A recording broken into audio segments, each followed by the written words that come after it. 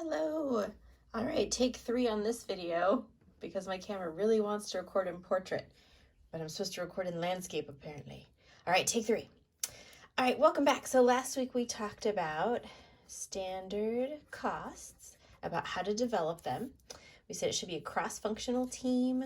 We should develop standards for DM, DL, and MO. In developing those standards, we have to multiply 2 items together, the price standard and the quantity standard.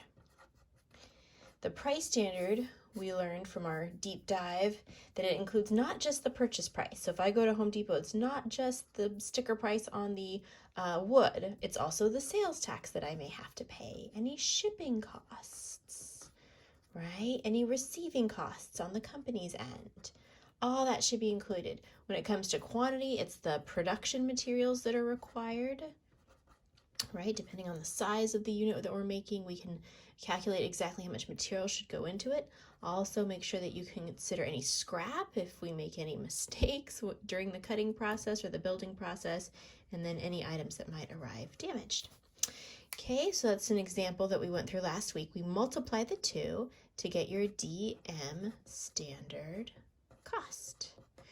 Now we've taken the time to develop it, so it's important that once we actually figure out what your actual costs are for the period, your actual DM cost, that we take the time to compare the 2, right? It does us no good if we are, exhaustively calculating this DM standard cost, but then not taking the time to see if our standard cost is close to what our actuals are. Maybe we need to update this, for example, or maybe we need to go find a new supplier or train our employees better, right? So it helps give a company insight when we do this comparison.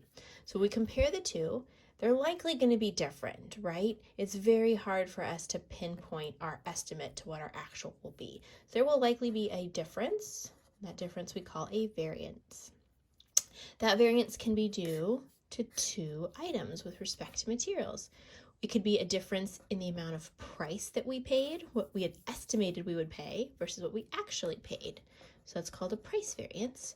The other difference could be due to a quantity variance, right? How much we thought we were going to use versus how much we actually used. And it's helpful for management if we separate that. Why? Because the people responsible, the departments responsible are different, right? If we have a price variance, it's most likely the purchasing department that we're going to have to follow up with and say, hey, what happened? We had estimated our price based on certain information. What's happened? Did our supplier increase rates? Did we have to find a new supplier? Et cetera, et cetera. Quantity variance, that's going to mostly come from the production department. And we're going to say, why are the laborers having to use more materials than we had estimated, right? Are they not receiving adequate training? Are the materials that we purchased sub-quality and therefore there's resulting in more scrap, right? So we have to investigate differently. So that's why it's helpful for accountants not just stop here and say, oh yeah, there's a difference. You have to dig into that difference and say, is the difference due to price? If so, investigate with the purchasing department. Is the difference due to quantity? If so, investigate with the production department.